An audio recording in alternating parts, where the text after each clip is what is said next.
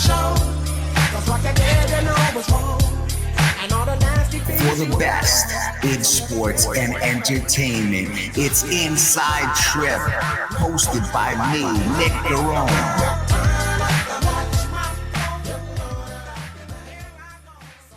Welcome to Inside Trip with Nick Garone.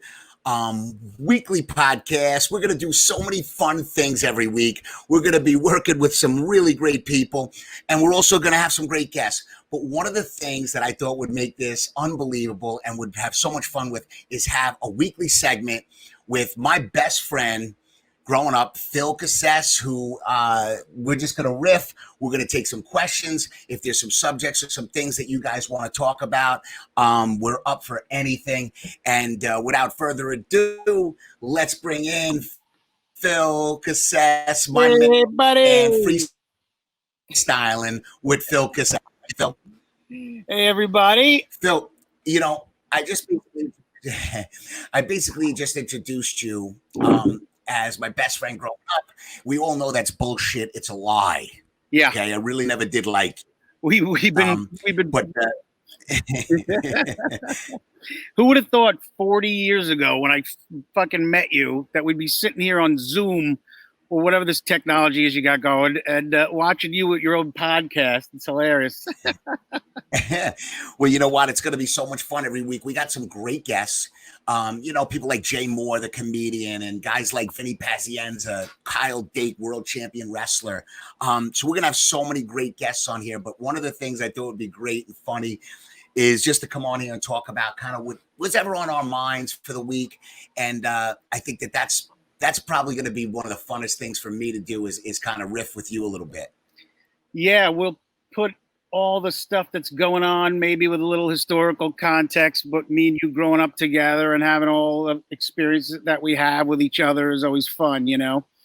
No doubt. You started as a champion wrestler. You made me go out for the wrestling team in 11th grade. And then that's one of the best things that ever happened to me, because it taught me, how to defend myself a little bit. But I do remember one time I was getting a little cocky with you in the room, and I was giving you a little run for your money, and then your legs swept me, and I still have the bruise 40 years later on my foot.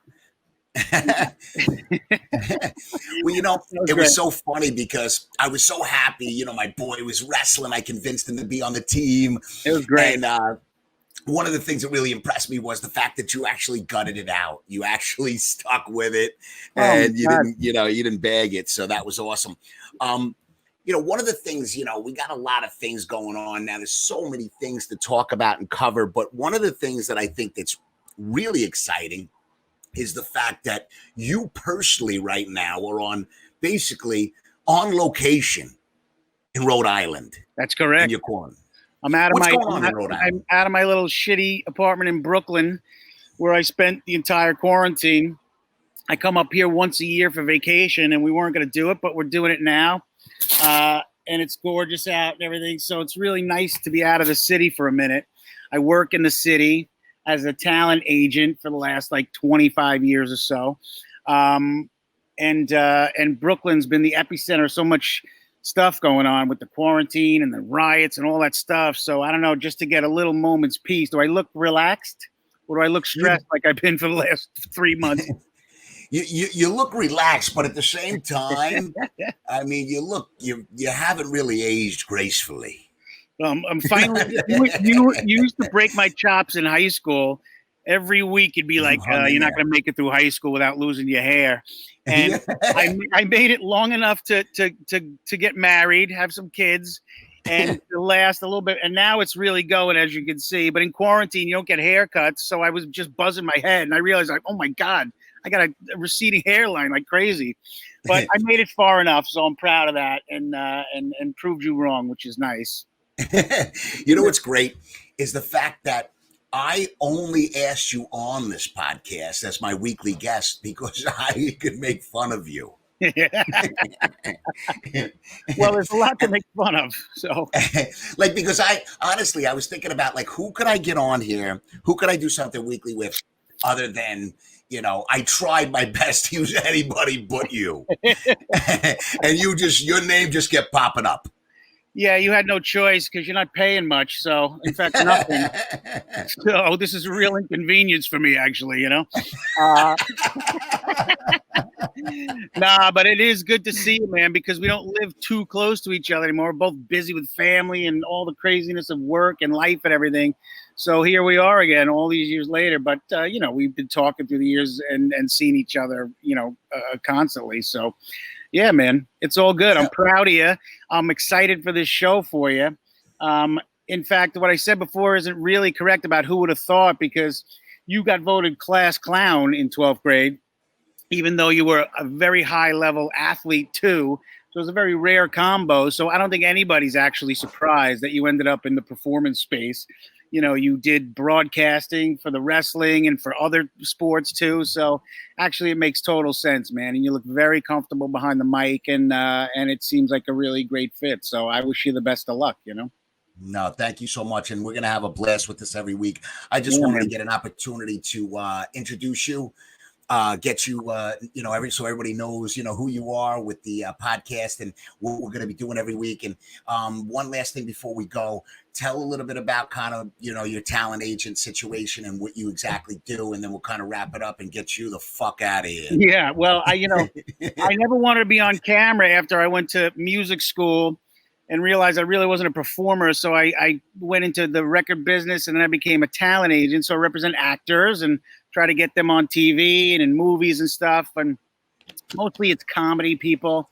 But now that I see how good I am on this show, I'll probably just use the springboard to fuck you and get my own show. No, no, honestly, I love working with the comedy people, mostly improvisers in New York City. Yeah, and it's been a great run. I think it's like 15, 20 years as an agent now. And it's just entertaining and interesting on a daily basis, so it's good. Well, listen, come prepared every week for our little 10, 15-minute segment, coming on here to have a great time, laugh a little bit, talk about some great things, take some questions. And eventually, I think this thing will evolve into something really cool, really fun for the both of us. And I'm so excited to have you on here, man. Thanks, man. I don't need this kind of fucking pressure, but I'm happy to be here. I'll talk to you soon, man. All right, brother. Take care. Have a good one, Phil. All right. Bye. Bye-bye. Oh, man. As you can see, Phil's got an incredible personality. We're going to have a blast. And I think the most important thing here is that everybody can realize and understand that we're just going to kind of riff and we're going to have a good time with it. And I think it adds a little something to it. Everybody has these podcasts where you get the guests on, you talk for 30, 40 minutes, and that's it. I think this will add a little bit to what we're doing here. And it'll be exciting and funny every week. But don't be afraid. Feel free to call in or text in and give us some questions, man. We'd love to entertain that. Inside Trip Podcast is happy to have X Athletic, and you can check out everything on their website, x-athletic.com. That's x-athletic.com. Check out their incredible site. One of their major endorsement people is Kyle Dake, two-time world champion, four-time national champion. Everybody in the sport of wrestling knows who he is. They also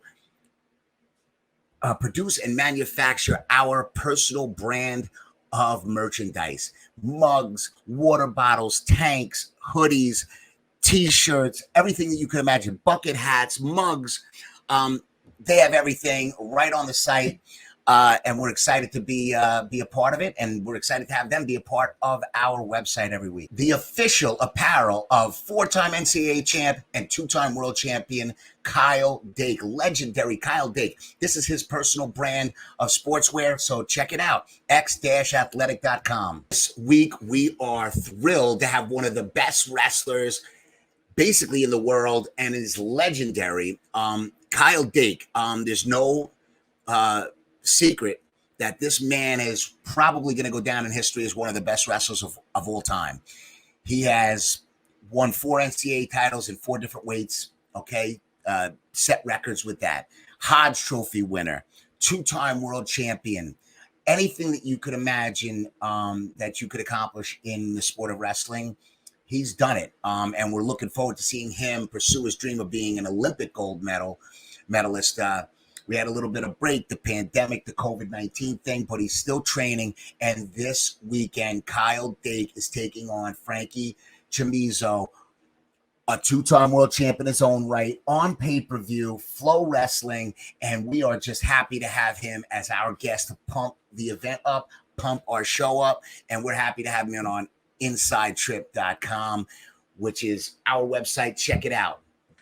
Welcome, everybody, to Inside Trip with Nick Garone for the best in sports and entertainment.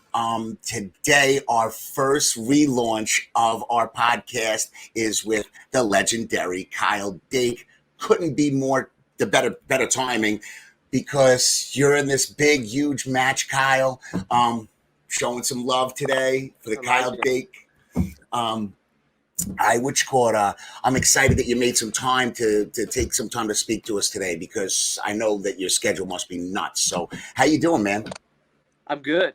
We got in yesterday, last evening, and just pretty much came right to the hotel, went to sleep. But we got a bunch of media we have to do, and practice and making weight and things like that. So I'm excited to compete finally. Is really the biggest thing. It's been a while.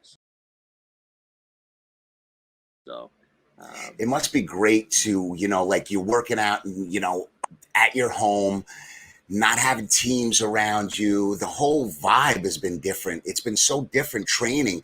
How is this different from, obviously we know the obvious, but how is it different for you personally to be able to just be it's so much more just a self-motivating thing to get up every morning instead of going to a practice with a team? How is that different? It's definitely, the energy is different. So you have, there's ebbs and flows of energy when you go to a team practice. You got some days, the coaches are really fired up, the guys really fired up, and that's always a great time to be in practice because you get the most out of it. But then there's other times where you can find a little bit of a lull, and someone needs to fire you up, and so not having those it's just a different experience than what I'm used to, which I'm not saying it's a good or a bad thing. It's just different. But not being able to go into Friedman and wrestle all the time, wrestle every day, have my routine, having to, just train in my garage, and my travel time's cut down a lot, but it's been fun. I mean, having the guys around that are around, and being smart about everything has been. I've been very fortunate to have those guys.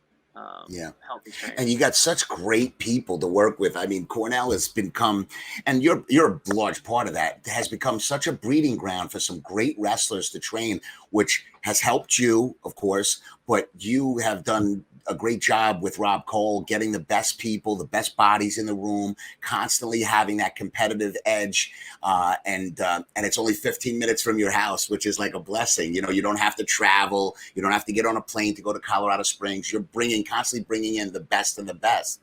And that must be a blessing to you as well. Yeah, it's pretty awesome. We have guys who just want to be better and, want to be the best in the world. So people who can align with my same goals and my same vision makes it a lot easier to go in and want to get better. So having we have a ton of young kids coming through who are going to be special. And then we have our older guys who are already special, like Yanni and Max and Darmstadt, and, all these guys who I'm able to wrestle with, to push me in certain positions in certain areas is pretty fun. And Vito, you got Vito on that card too, right? I mean, he's going to be wrestling. I'm sure, Vito's been in a lot of big time events, but having kind of like a big brother, so to speak, like you in the room, coaching him all the time, knowing you're the main event on the card, it must be really comforting to him. Because let's face it, this is a little daunting for him. This isn't like a world championship where, sometimes it's hard to find. You're on channel 355 on NBC Universal. This is going to be on Flow. There's going to be millions of people, I believe, are going to be watching this from around the world. This is going to be an incredible event. And it must be really reassuring to Vito, a guy like Vito, to be there and have like, you in the main event and just that comfortability, Yeah, I think, having Vito around is good. I can't really wrestle with him, but he's got a lot of energy and he's fun to be around and watch. He's just an exciting wrestler, and having him on the card is going to be fun because I am kind of like a big brother to him a little bit. He's also have the coaching hat on. And it's like, okay, this is what you need to do. This is how you have to do it. This is what you can expect. Because this is probably one of his first big time events. Obviously the World Championships is big, but when all eyes are focused on him, there's no tournament setting. It's like, oh, you're one of 5 matches that are going on in the entire world. Like there's literally no other wrestling that's happening. It's gonna be amazing. So I think that I think he'll thrive in this environment. He's a competitive kid, and if he has time to prepare and he's focused, he's really good. And I feel like he's been on Long Island and training with his dad, and he, from what I can see, he looks really good. Well, for the best in sports apparel, go to x-athletic.com. Unbelievable gear. They do team custom wear. So anything that you really want and you want them to design, they can custom it specifically for your team. Check them out. X Athletic, an incredible company to work with, and we really appreciate everything they do for us. Let me tell you, 4 NCAA championships, everybody knows that. That's a legendary thing, 4 different weights. Everybody basically in the wrestling world knows that about you. And there was a few years where you kind of went through that, that different weight class thing. You got settled in 79 kilos. You win 2 world championships. And I know when we've spoken in the past, you love being, what you did in college was a separate kind of like phase and chapter in your life, which was amazing.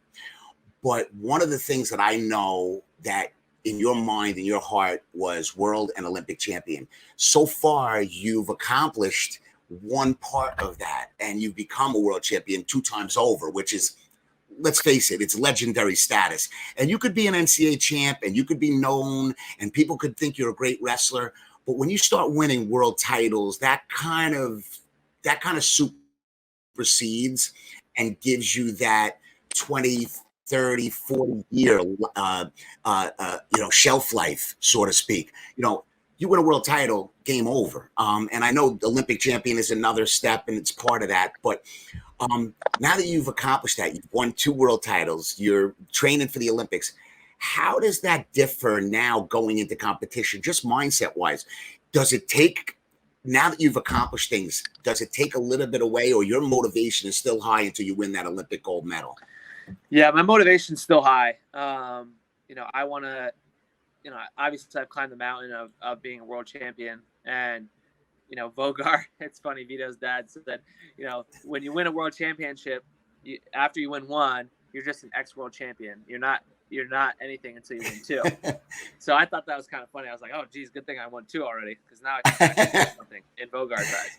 That's great. But yeah, no, I've been extremely focused and really want to just get better and be better. And I think it's a big goal to, I think it's a big deal to have a goal like the Olympics and strive for that. These past 2 years, like the World Championships, obviously was my goal. I want to be a world champion because that was the next best. That was the next thing I could do.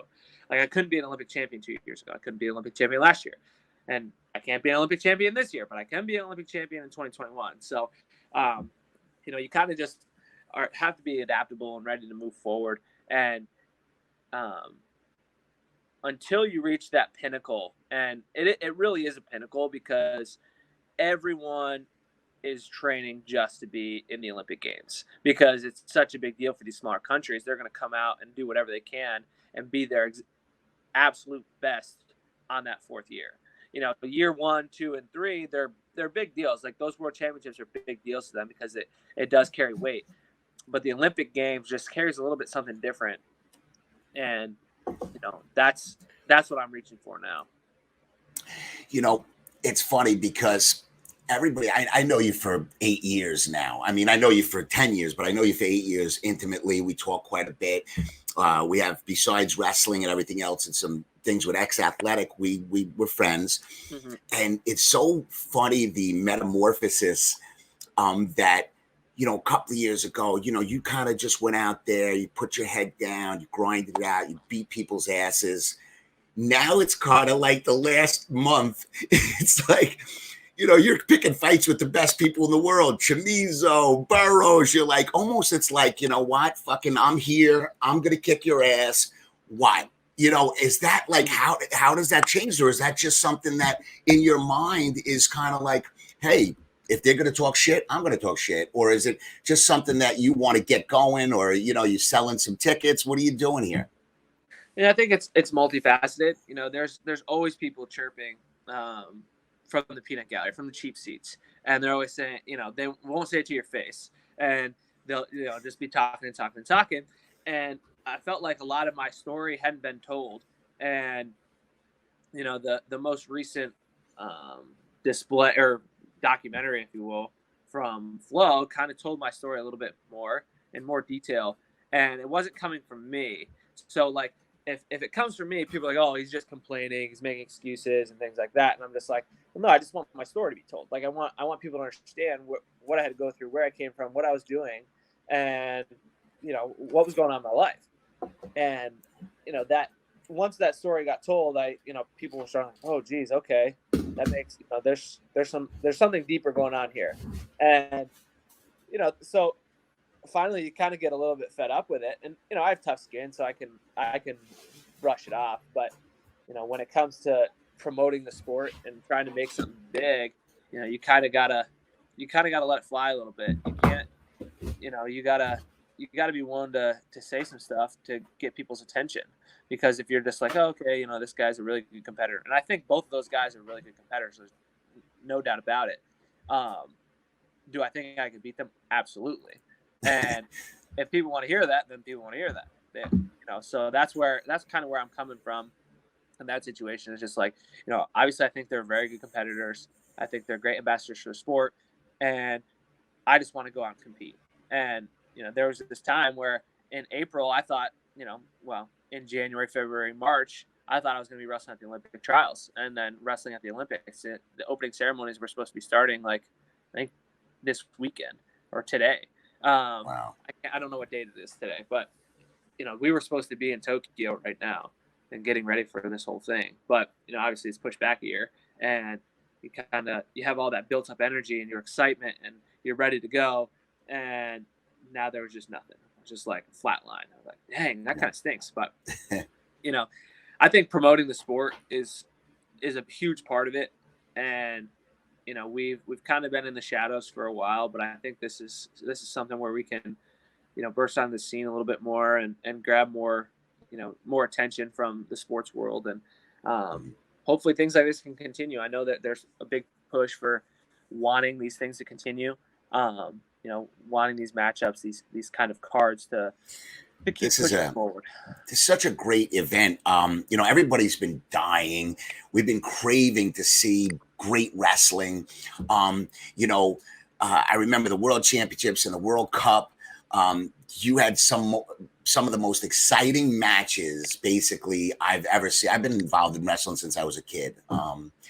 And I mean, just so exciting, getting the crowd pumped up, throwing guys, coming up with some big moves and big situations. So you're used to that, but we've been craving this. So my point for even bringing this up is this event Saturday night is going to just be an amazing thing. I think it's a big goal I think it's a big deal to have a goal like the Olympics and strive for that. You know, these past few years, like the World Championships, obviously was my goal. I want to be a world champion because that was the next best. That was the next thing I could do. Like, I couldn't be an Olympic champion 2 years ago. I couldn't be an Olympic champion last year, and I can't be an Olympic champion this year. But I can be an Olympic champion in 2021. So, you know, you kind of just have to be adaptable and ready to move forward. And until you reach that pinnacle, and it really is a pinnacle because everyone is training just to be in the Olympic Games, because it's such a big deal for these smaller countries. They're going to come out and do whatever they can and be their absolute best on that fourth year. You know, year 1, 2, and 3, they're big deals. Like, those world championships are big deals to them because it does carry weight. But the Olympic Games just carries a little bit something different. And, you know, that's what I'm reaching for now. You know, we're all excited. We're all behind you, you know, and we know that you're going to come out and you're going to have some fireworks. I mean, I know you don't like tipping your card and you don't like saying strategies really and letting people have an opportunity to kind of defend against that. But I mean, just in a vague sense, are we going to see Kyle Dake come out, you know, balls to the walls, going hard, coming after him, or are you going to kind of have more of a controlled thing, or is really he going to dictate how the pace of the match goes? You know, I can't let him dictate the pace of the match because he's just going to try to make it super slow and try to steal a takedown at the end. And, you know, that's really his only chance, in my opinion. Like, I don't see anything that he does that I can't negate or just capitalize on.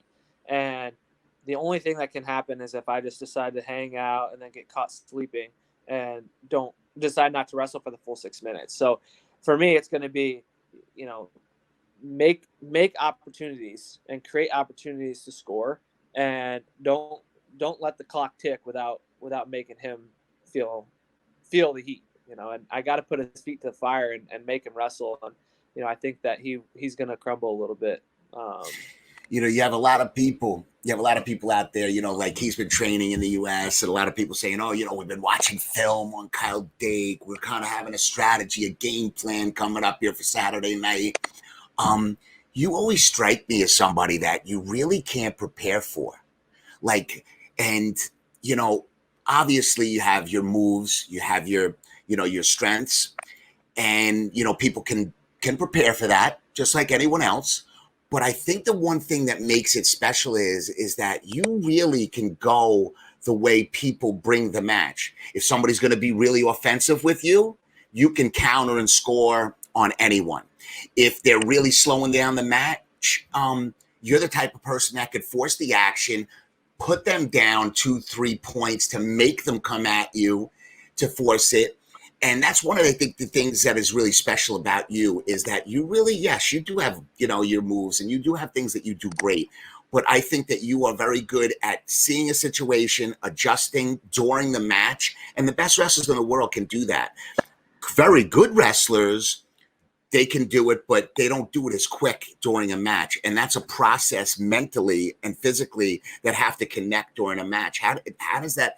I mean, is that something that you consciously think of, or is it just something like part of your nervous system? Yeah, it's trained, you know, so having put myself in daily situations like that makes it easier for me to get through those positions and those mental battles. Like, okay, I need to do this, and this if this happens. And, you know, just running through those situations in my head makes it a lot easier for me to navigate it when it comes match time. And, you know, I think a lot of times people just get nervous or, you know, don't really process the information quickly enough in order to make those adjustments. And that can happen, you know, if you could be really good and need a perfect strategy. And if that strategy doesn't work, you can just crumble. And I've seen it happen to a lot of guys. I have too.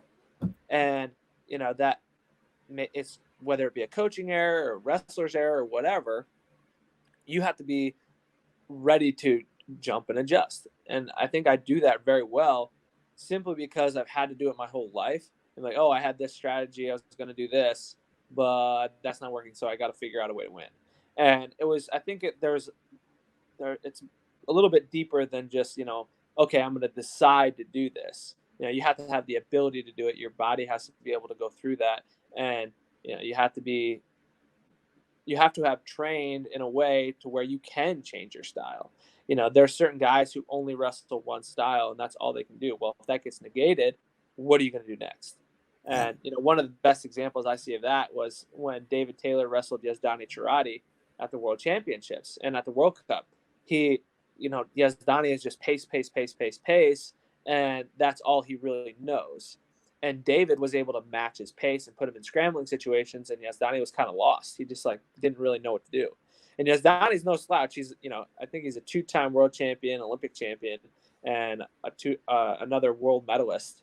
So, or maybe he's a 3-time world champion. Anyway, he's no slouch. He's really, really good. And he even makes those mistakes. He, his strategy was challenged and he didn't make the necessary adjustments. Now, I mean, if that can happen to an Olympic champion, it can happen to anybody. Absolutely. If you don't have it in your back pocket, like, okay, I can adapt and I can adjust and I can do this, then you're just selling yourself short. And, you need to make some adjustments with your preparation. And, hopefully more guys and girls can take that to heart and be like, okay, I'm going to practice doing this every day. Okay, my strategy of trying to get just an ankle pick isn't working. Let me adjust. Or trying to push the pace on a guy. Let me adjust. And once those adjustments happen in the practice room and you get comfortable with them, well, they're going to happen on the mat a lot easier. I think that, one of the things that's been extremely amazing, obviously, the talent level is there with you and you've had these accolades and everything. But one of the things that really showed me how incredibly analytical and talented and athletic that you were was when you wrestled Burroughs that first time after you won your NCAA championship. You get beat that first match, and within a matter of 20 minutes, you adjust enough to really, in the old rules, win that match in all sense of purposes. If we were under the normal rules, you would have won that match. But it was an amazing thing for me to see over a matter of 20 minutes being able to do that. Sometimes people have to take weeks and weeks in the gym watching video to kind of sit back objectively and watch outside themselves to see, okay, what was I doing wrong? What did I do? What did he do? How did he stop this? It was like a matter of 15, 20 minutes. It was an absolutely amazing situation. I've been around wrestling longer than you. You know what I'm saying? I'm 50 years old. And I watched that and I was like, this is like truly something special. I mean, this guy took 20 minutes. He flipped his whole little mind around.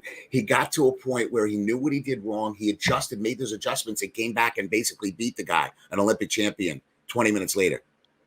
And it wasn't like a 1 point, like last second takedown in the first match. He pretty much on, point wise, pretty much handled the match. I mean, it is what it is. But that was amazing. That's when I knew. I was like, oh my God. I was like, this is unbelievable. I mean, it's something very, very special and not a lot of people can do. But I think one of the things also too is that a lot of young wrestlers, which I want you to kind of mention, maybe you could tell them about the way you feel about this. During a match, everybody's going to get tired. Everybody's going to have those thoughts. Everybody's going to have those situations when something's not working.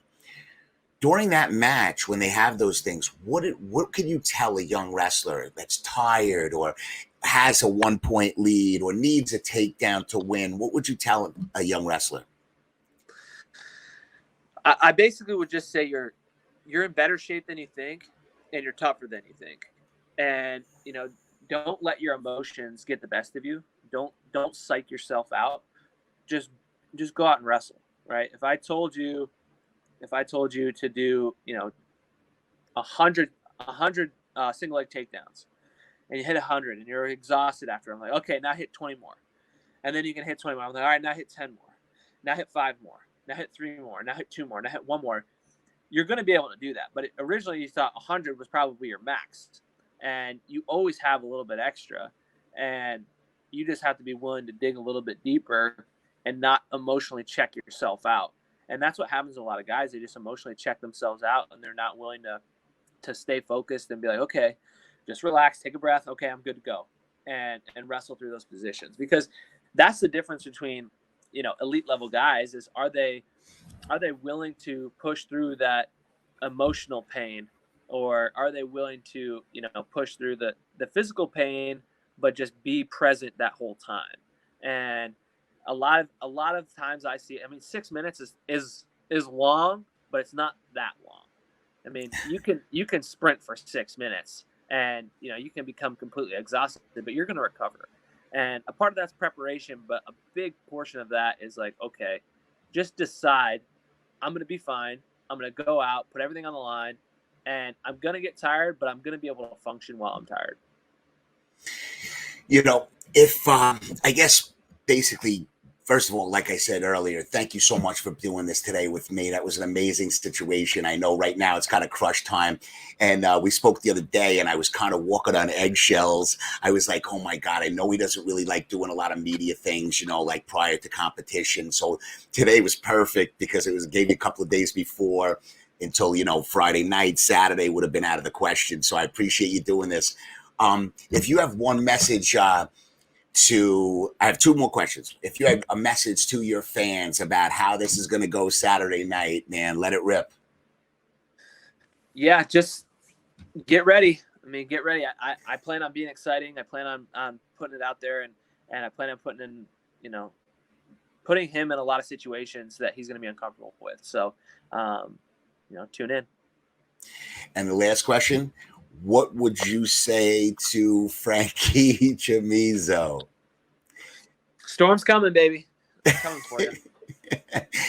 Hey, Kyle, thank you so much. I really appreciate it. All the best Saturday night, man. We'll be watching. And, you know, as usual, we'll be wearing all our Dake gear. We'll be by the TV, hanging out and rooting you on, man. Thank you so much. Appreciate it. Yeah, thank you. 8 p.m. Eastern time, live on Flow. Get there. You got it, buddy. All the best. Thank you. See ya. Thank you, Kyle Dake. Inside Trip. Just for him to take time out to do this was amazing. One of the best prolific wrestlers that this country has ever seen, going up against one of the best wrestlers in the world, Frank Chamizo, from Italy, world champion, has done it all. So tune in, man. Kyle's going to put on a show. You heard it here first on Inside Trip Podcast with Nick Garone. Our sponsors is the reason why we could do this every week. We appreciate it. Our presenting sponsor is X Athletic. And if you are interested in sponsoring us and getting some extra exposure and kind of marketing your brand or your company, please feel free to go to our website, inside-trip.com. Fill out the questionnaire. We'll get right back to you. And we appreciate anything you can do for us and help us out. Inside Trip Podcast. If you've missed an episode, don't worry. You can still catch it. You can still go back to our website and catch every episode of every guest, every situation, every moment at inside-trip.com. That's inside-trip.com. Check it out. And this way you can catch all the episodes. And we appreciate it. We appreciate you guys coming on every week and listening to what's going on and who we're interviewing. Without you, we're nothing. And we really appreciate it. So check it out.